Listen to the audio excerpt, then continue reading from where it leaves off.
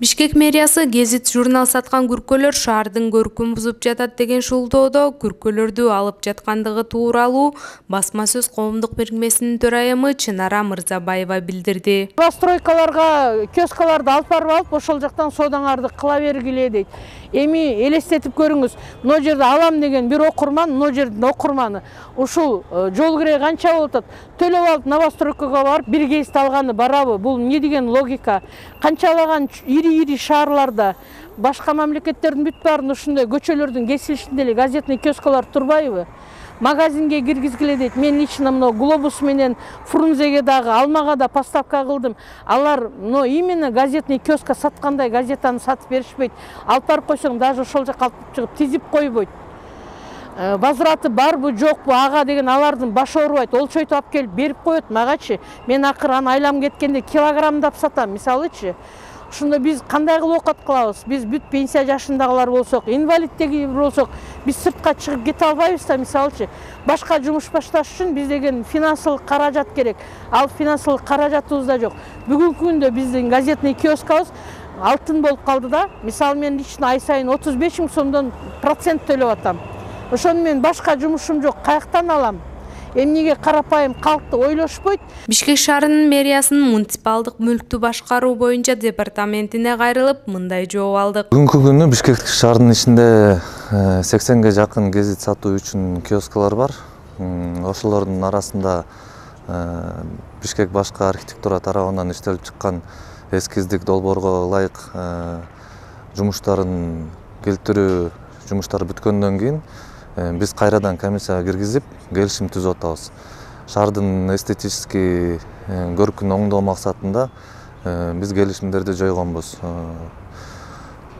Алынып аткан гезит сатуу киосклардын арасында алынып аткандар ошол 80 киосктун ичинде дагы мыйзамсыз иштелген киоскалар бар. Ошолор алынып атат.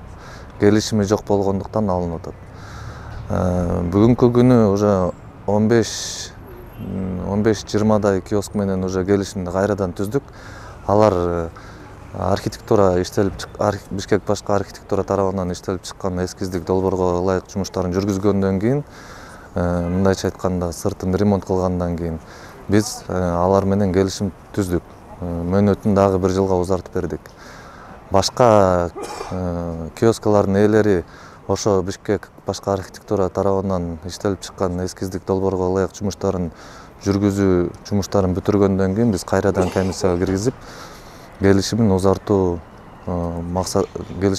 боюнча комиссияга киргизип, тийиштүү чечим кабыл алуу үчүн киргизебиз.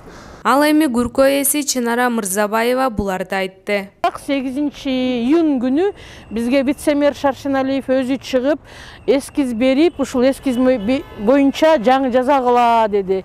Болбосо силердин ордуңарга кое тургандар табылып калат депчи.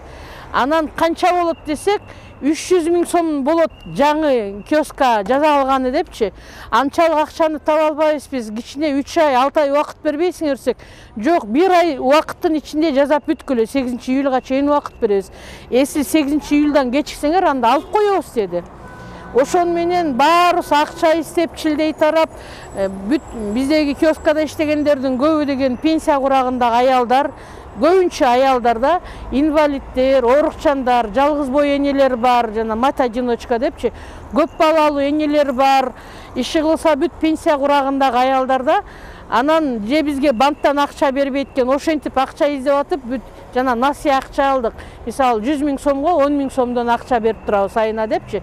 Ошон менен 250 000 сомдон 350 000 сомго чейин сарптап, ар кимибиз киоскаларды жазаттык. Биздин коомдо 86 киши бар, ошонун 50% киоскаларын жаңылады, полныйчы. Карызга баттык, белчеден эмес, кекиртектен баттык. Ошентип иштеп атсак, эми кайра мына жаңы жыл болду. Кайра дагы патентти көтөрүп коюптур 3920 сом депчи. Налогыйга барсак, силерди гезит киосканы учитать этпей калыптырбыз. Кайра 500дөн кылып беребиз, мейли деди дагы. Мэрияга барыш керек болуп калды. Себеби мэрия уведомление тыштай баштады дагы Байтик Батыра 77дегилерчи. Киоскаларды алып коебуз депчи. Анан ошого мэрияга барсак, мэр деген командировка декен.